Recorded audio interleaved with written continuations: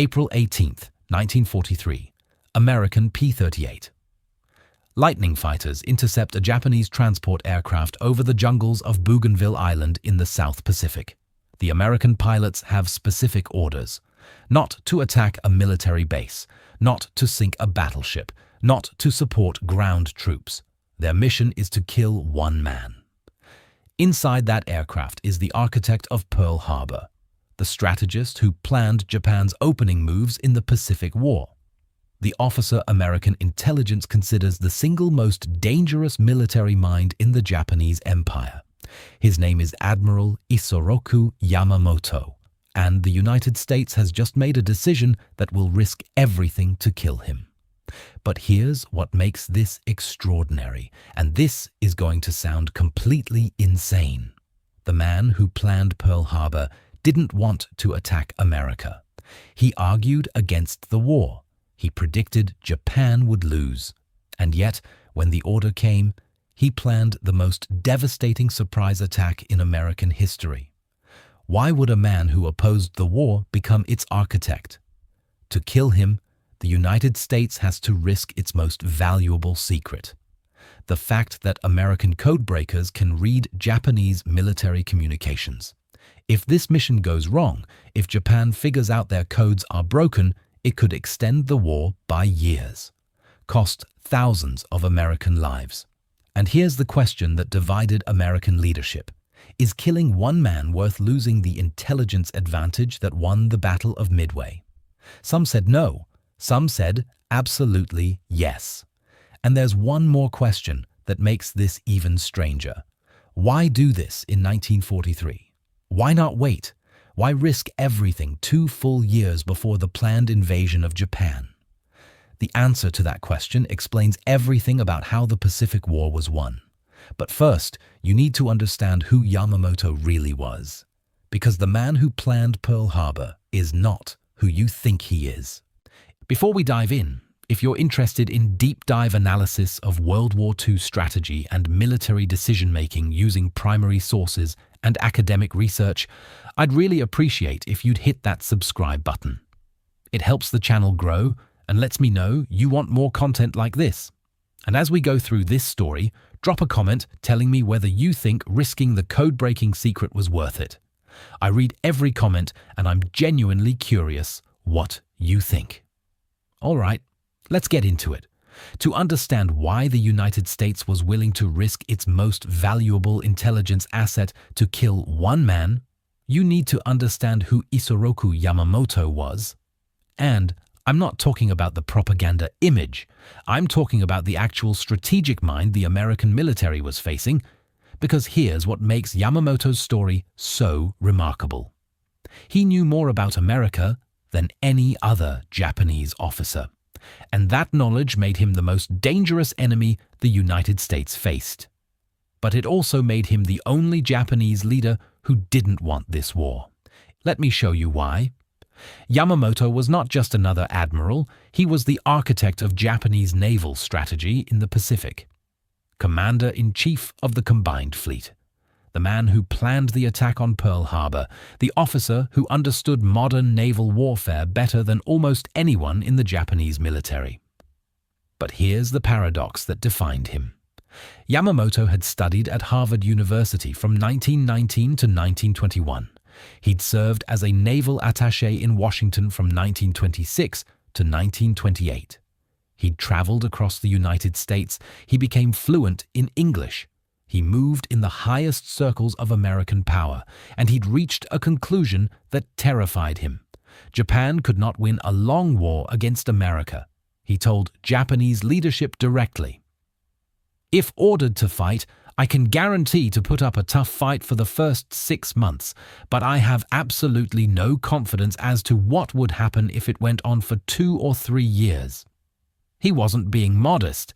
He was predicting defeat. He understood American industrial capacity. He knew what American factories could produce. He recognized that Japan's only chance was a short, decisive war that forced a negotiated peace. And here's what's chilling about that prediction. It was exactly right. Down to the month. Pearl Harbor happened on December 7th, 1941. Japan's decisive defeat at Midway? June 7th, 1942. Exactly 6 months later, Yamamoto predicted the turning point of the war to the day. And we'll come back to why that matters for the decision to kill him.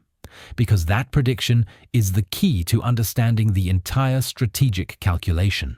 So, Yamamoto opposed the war. He argued against it. He warned Japan's leadership they would lose. But when the militarists in Tokyo overruled him and the decision for war became inevitable, Yamamoto's thinking changed. If Japan was going to fight this war, there was only one way to avoid total destruction. Strike first. Strike hard. Cripple American naval power before the industrial giant could fully mobilize.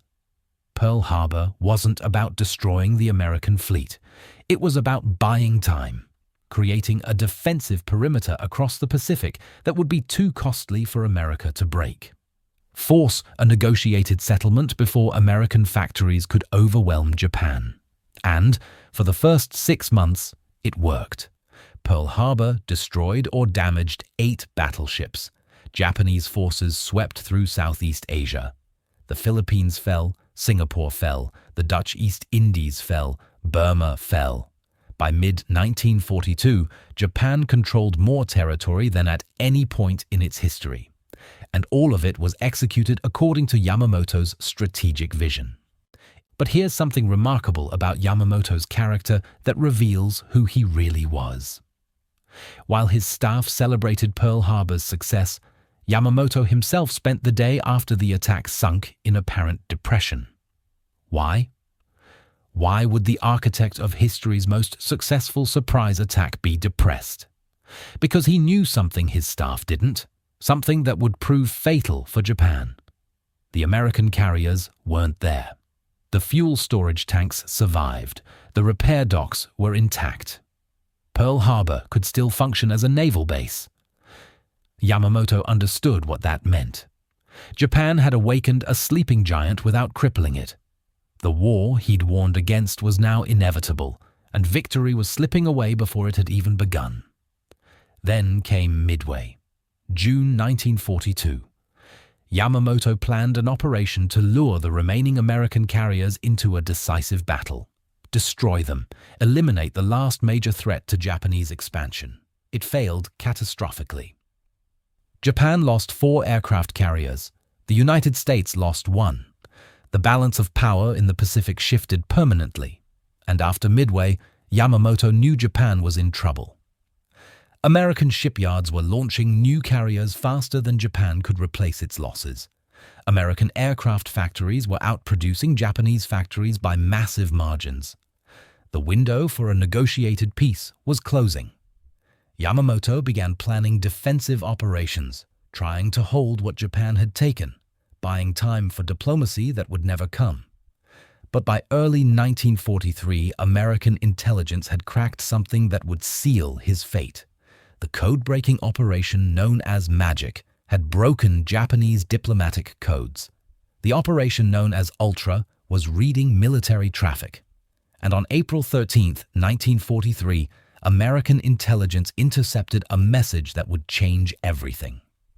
What they read in that message seemed too good to be true. When American codebreakers at Fleet Radio Unit Pacific decrypted the message on April 14, 1943, they worked for 18 hours straight. When they finally finished, they couldn't believe what they were reading.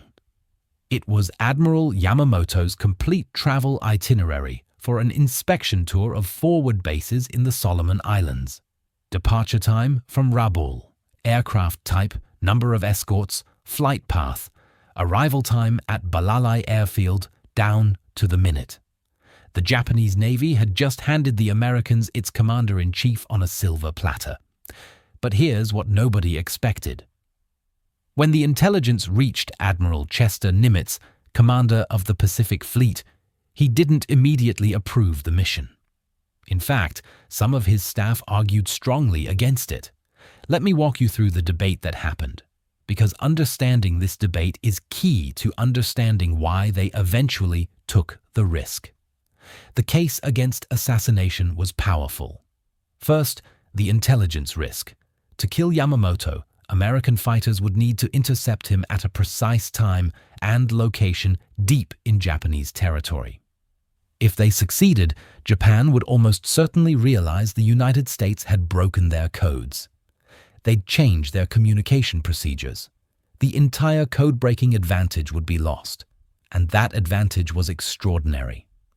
Magic intelligence had won the Battle of Midway. It was helping American submarines sink Japanese supply ships. It was helping American forces anticipate Japanese movements across the Pacific.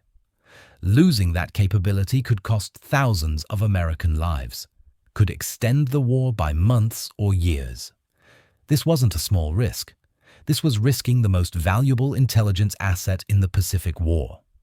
Second, some intelligence officers argued that Yamamoto was actually useful to the United States.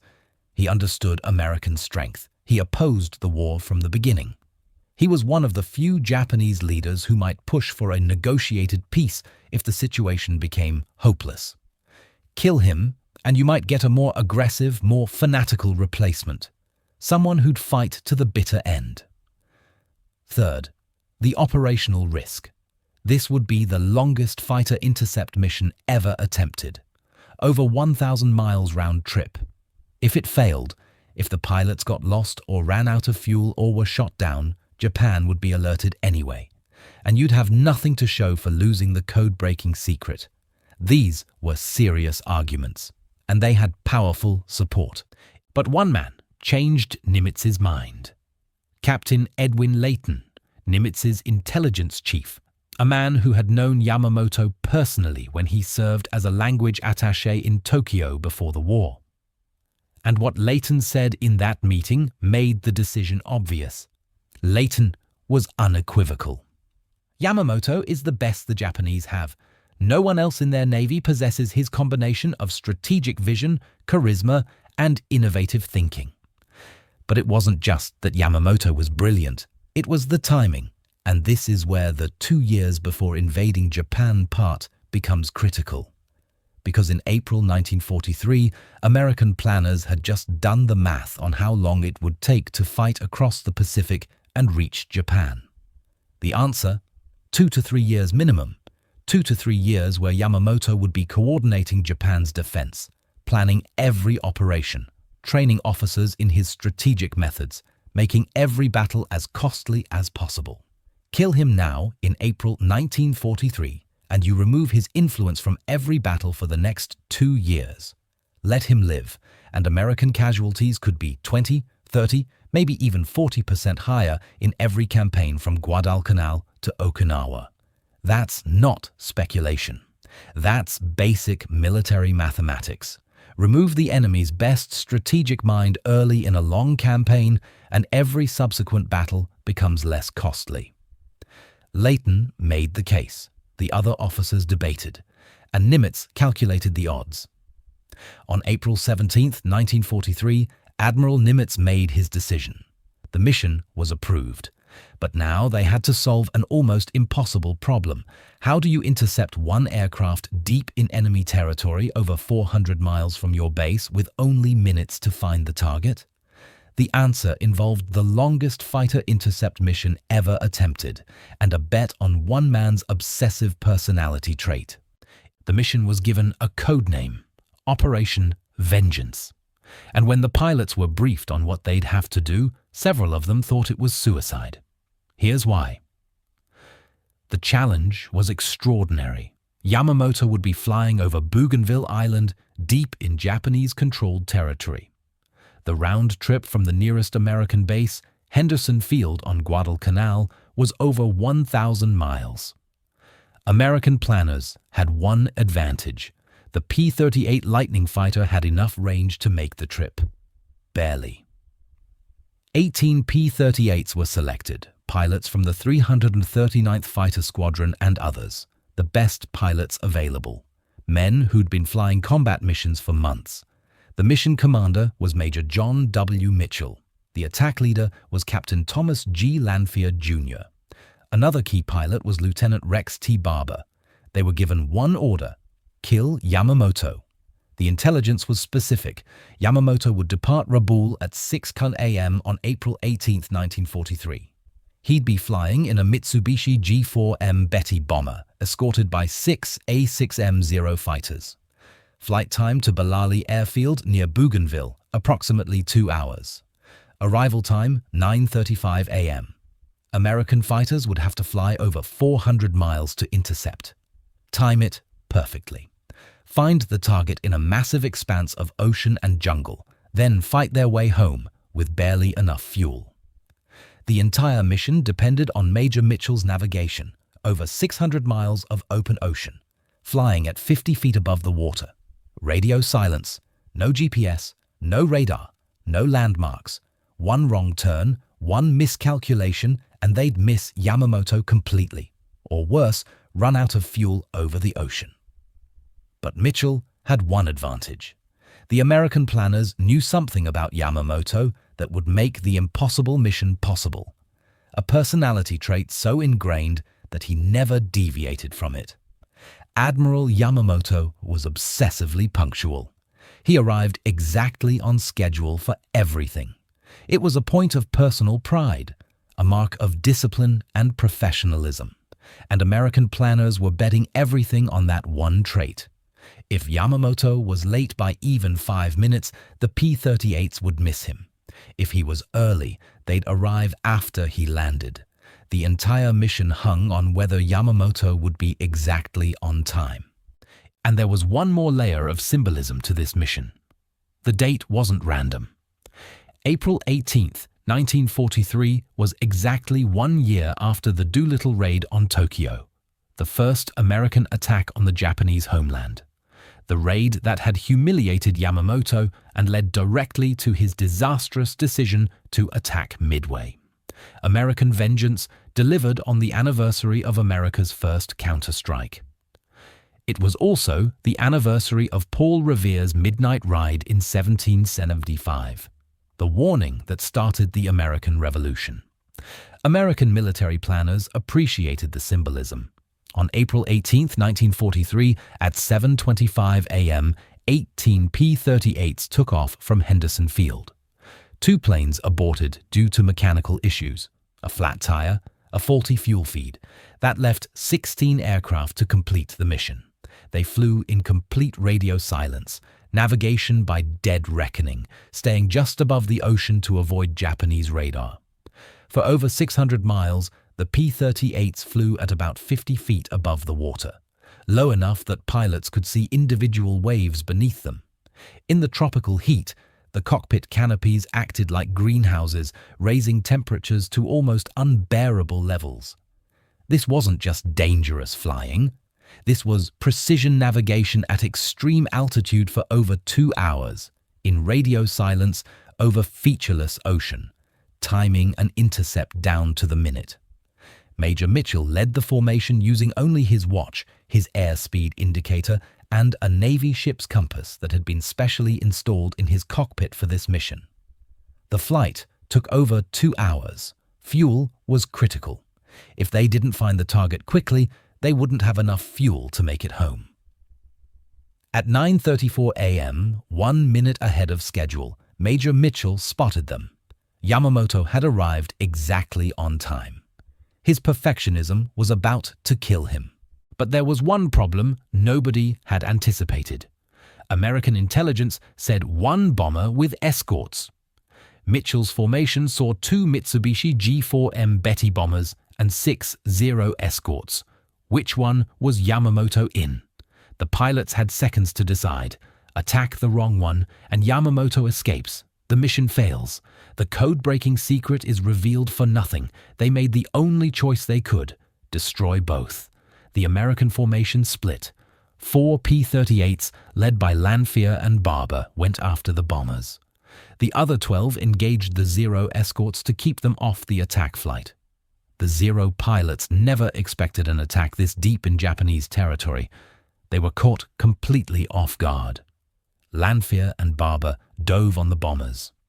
What happened next became one of the most bitter and long-lasting controversies in American military aviation history. Both pilots claimed credit for killing Yamamoto. The dispute would last for decades. Modern historians and Japanese records credit Lieutenant Rex Barber with the fatal shots. Barber attacked Yamamoto's bomber from behind, firing a long burst into its engines and fuselage until smoke poured from the aircraft and it crashed into the jungle. One bomber crashed into the jungle. The other ditched in the ocean. American pilots confirmed both bombers destroyed. They turned for home, fighting their way through the remaining 0 fighters. One P-38 was lost. First, Lieutenant Raymond K. Hines' aircraft was hit. He never made it back to Guadalcanal. The other 15 P-38s limped home. Most landed with their fuel gauges reading empty. Some pilots said they could see the bottom of the tank. The mission was successful. But as the pilots climbed out of their aircraft and debriefed, nobody knew the answer to the most important question. Did they kill Yamamoto? Or did they just reveal America's greatest secret for nothing? For 24 hours, nobody knew. The American pilots reported both bombers destroyed, but radio intercepts from Japanese forces were frantic and unclear. Search parties were being dispatched, but no confirmation. And then, on April 19th, a Japanese search party found the wreckage deep in the Bougainville jungle. What they found became one of the most iconic images of the Pacific War. Admiral Yamamoto's body had been thrown clear of the main wreckage, but he was still strapped in his seat, sitting upright under a tree. His white-gloved hand was still clutching his katana sword. 24 hours in the jungle heat, but he died with his blade in his hand, the way a samurai warrior would want to go. The post-mortem examination revealed the cause of death: 2 .50-caliber bullets, one to his left shoulder. The fatal round had entered his left lower jaw and exited above his right eye. He'd been killed instantly before his plane even began its final crash.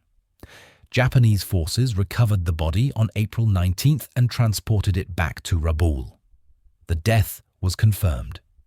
His remains were cremated on April 21st, 1943. But now the real question began.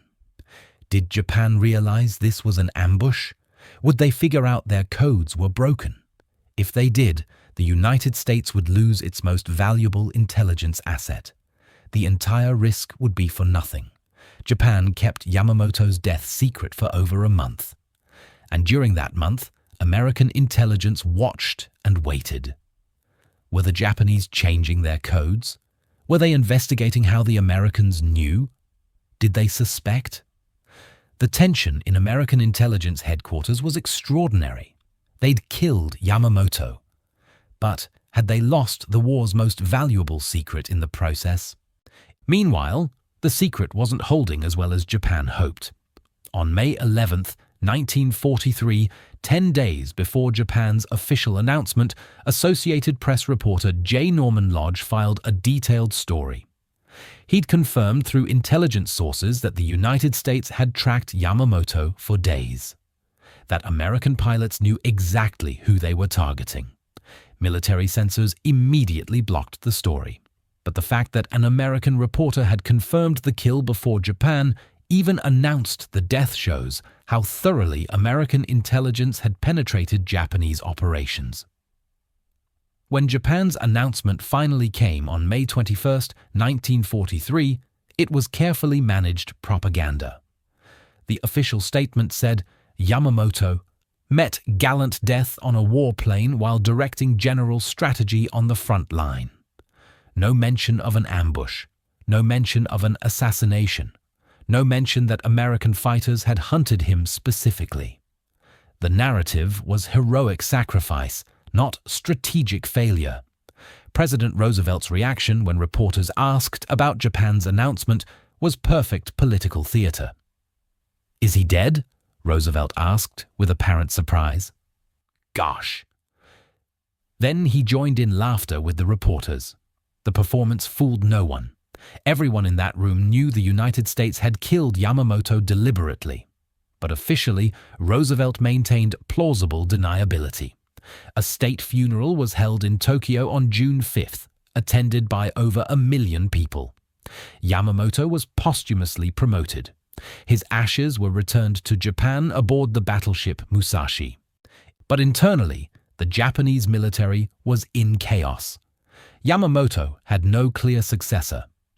The officer who replaced him, Admiral Minechi Koga, was competent but conventional.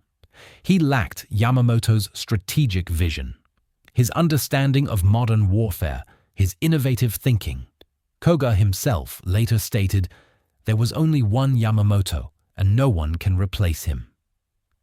And the effects went far beyond just one officer. Japanese commanders became more cautious about travel, inspection tours were reduced, communication became less detailed. The flow of information from high command to field units deteriorated.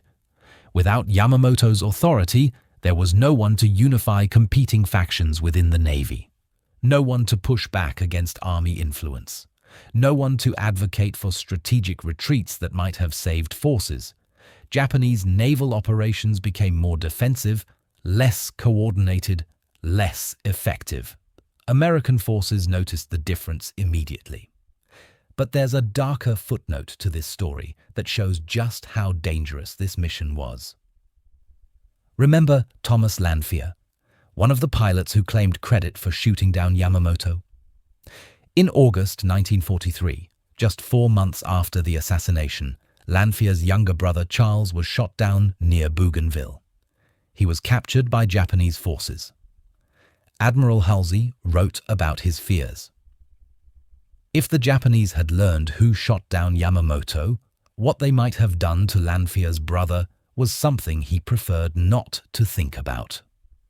Charles Lanphier died in Japanese captivity in May 1944 from starvation and neglect. The Japanese never realized his connection to Yamamoto's death, and most importantly, the gamble to protect the code-breaking secret worked. The cover story held.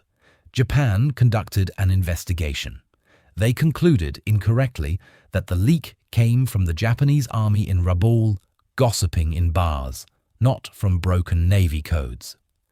Because they misidentified the source, the Imperial Japanese Navy did not change JN-25, their main operational code, which meant American intelligence continued reading Japanese naval traffic for the rest of the war. The risk had paid off. The United States had killed Yamamoto and preserved the code-breaking advantage. But here's the question that determines whether the entire mission was worth it. What did those 2 years without Yamamoto actually cost Japan? Because that's the real test of whether risking everything was the right decision. Quick reminder, if you're finding this analysis valuable and you haven't already, please take a second to like this video. It really helps with the YouTube algorithm and lets me know this type of deep dive content is what you want to see more of. All right, let's answer the big question. So here's the question the title asks. Why risk everything to kill Yamamoto 2 years before invading Japan? Let me be very clear about something important, because this is where a lot of people get confused. This wasn't a choice between killing Yamamoto or invading Japan. The real calculation was this: kill Yamamoto in April 1943 and remove his strategic influence from every battle for the next 2 years while American forces fight their way across the Pacific. Because in April 1943, the United States was nowhere near ready to invade Japan. Not even close. Let me show you the actual situation. American forces had just secured Guadalcanal in February 1943. That was the first major American offensive victory in the Pacific. The first step in what everyone knew would be a long, brutal campaign. From Guadalcanal to Tokyo, roughly 3,000 miles. Between those 2 points, hundreds of Japanese-held islands, dozens of major bases, hundreds of thousands of Japanese troops entrenched and ready to fight to the death. American war planners estimated it would take until 1945 or 1946 just to reach a position where invading Japan was even possible. 2 to 3 years of warfare. Island by island, base by base, So the decision in April 1943 wasn't kill Yamamoto or invade Japan. The decision was kill Yamamoto now or let him coordinate Japan's defense for the next 2 to 3 years. And here's the calculation that made the risk obvious. Every month Yamamoto remained alive was another month he could prepare Japan's defenses, plan operations, train officers in his strategic methods, coordinate responses to American advances. Kill him in April 1943 and you remove his influence from every battle between then and the eventual invasion. Think about what that meant strategically. The Gilbert Islands Campaign, November 1943. No Yamamoto coordinating the defense of Tarawa. The Marshall Islands Campaign, early 1944. No Yamamoto positioning forces at Kwajalein. The Marianas Campaign, mid-1944. No Yamamoto planning the naval response at Saipan. The Philippines Campaign, late 1944. No Yamamoto coordinating the defense of MacArthur's return. Iwo Jima, early 1945. No Yamamoto fortifying the approaches to Japan. Okinawa, spring 1945. No Yamamoto organizing the final defense of Japan's outer islands. Each of those battles was costly. American casualties were heavy. But here's the key question. Would they have been more costly with Yamamoto alive? We don't have to guess about this. We can measure it, because Japan's operations after Yamamoto's death changed dramatically. Japanese resistance was still fierce. Individual units still fought to the death with the same fanatical determination. But the overall strategic coordination deteriorated. Operations that Yamamoto would have executed with professional precision were bungled. Resources were wasted on poorly planned counterattacks.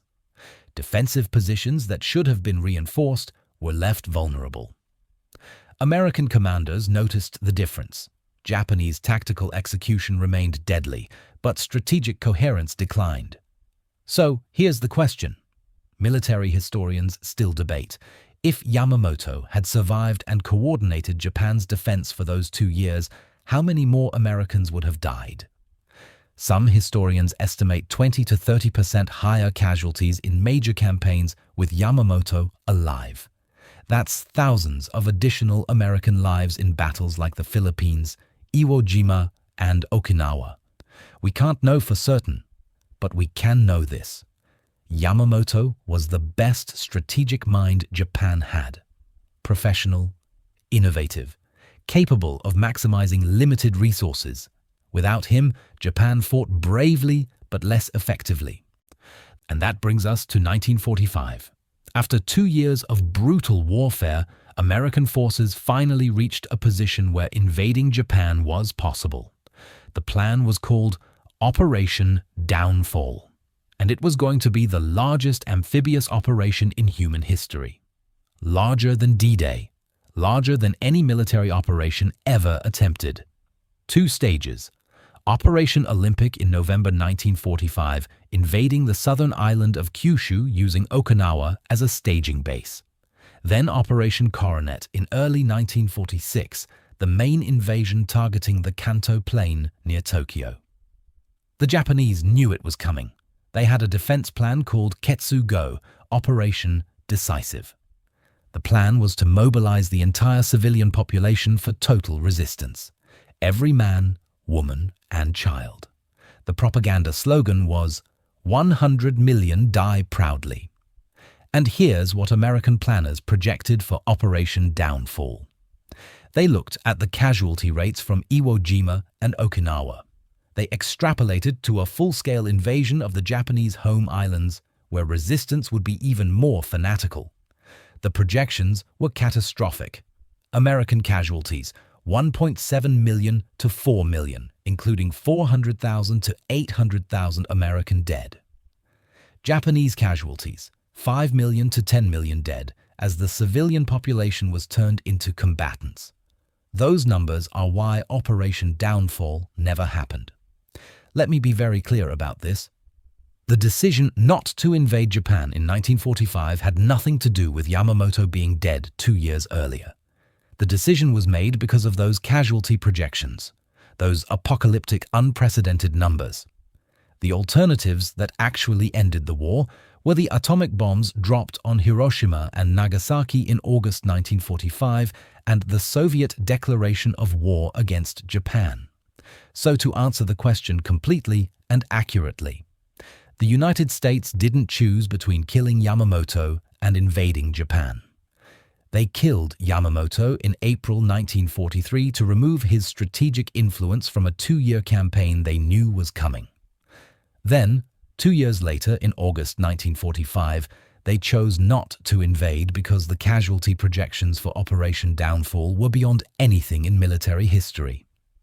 2 separate decisions, 2 years apart, connected by the brutal island-hopping warfare in between. And Yamamoto's death made that 2-year campaign less costly than it would have been with him alive. In fact, there's a final footnote that shows just how valuable the code-breaking secret remained. When the Associated Press finally broke the full code-breaking story on September 10, 1945, after Japan's surrender, the Navy faced an unexpected problem. They were in the middle of debriefing a high-level Japanese intelligence officer who was providing valuable information about how Japan had conducted the war. Navy officers sent an urgent message. "We do not want him or any of our other promising prospects to commit suicide until after next week, when we expect to have milked them dry." They were genuinely worried that learning how thoroughly American intelligence had penetrated Japanese communications for 2.5 years might drive their sources to suicide out of shame. That's how completely the code-breaking advantage had dominated Japanese operations from Yamamoto's death in 1943 until surrender in 1945. And Japan never knew. And if you're curious, there's one more piece of this story that exists in the present day. Yamamoto's aircraft wreckage is still there, deep in the Bougainville jungle, where it crashed on April 18, 1943. Most of the aircraft was destroyed on impact, but a large section of the tail survives. Parts have been removed over the decades and placed in museums around the world. But you can still visit the crash site today, nearly 80 years later. A physical reminder of the day American intelligence and American pilots removed Japan's best strategic mind from 2 years of warfare. So was risking everything to kill Yamamoto the right decision?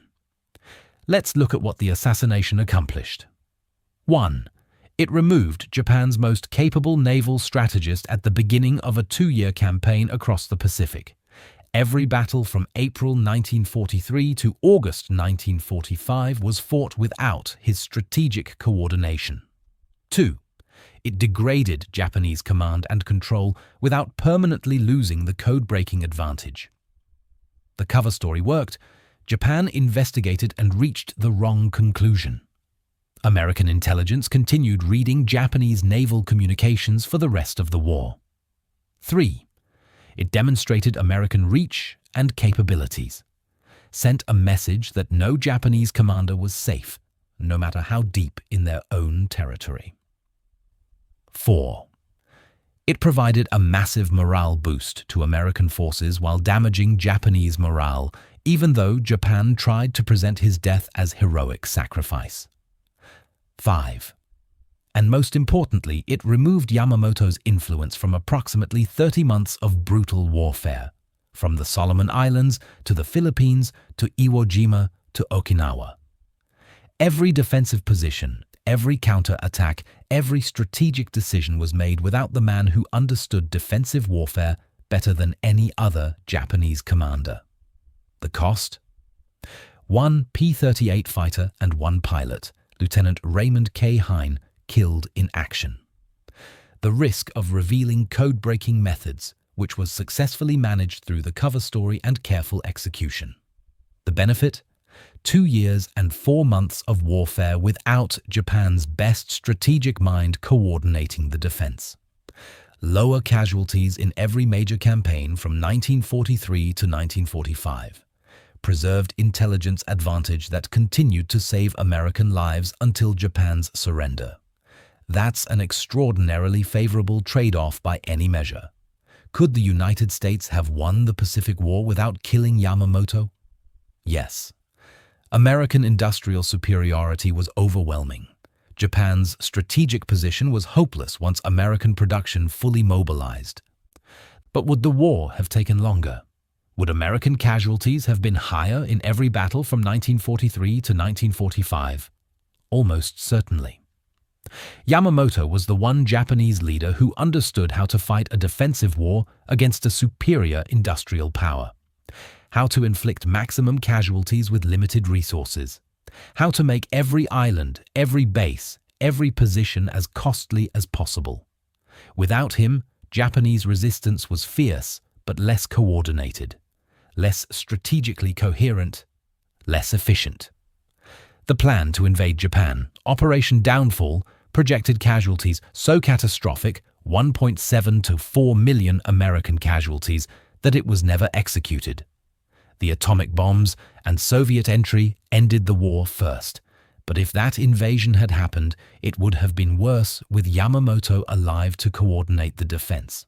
So yes, risking the code-breaking secret to kill Yamamoto 2 years before the planned invasion was absolutely the right strategic decision, because strategy isn't about dramatic gestures or symbolic victories.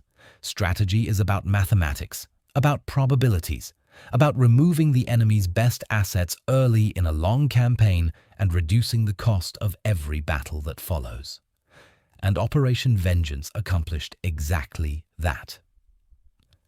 That's the story of why the United States risked everything to kill Admiral Isoroku Yamamoto 2 years before the planned invasion of Japan. Now, I want to hear from you, and I'm genuinely curious about this. Do you think risking the code-breaking secret was worth it? Or should the United States have preserved that intelligence advantage and let Yamamoto coordinate Japan's defense for 2 more years? And here's the harder question. If Yamamoto had survived and planned the defenses for Iwo Jima, Okinawa, and the planned invasion of Japan itself, how many more American lives would have been lost? Drop your thoughts in the comments right now. I read every single one and I respond to as many as I can. This is exactly the kind of strategic debate that makes military history fascinating.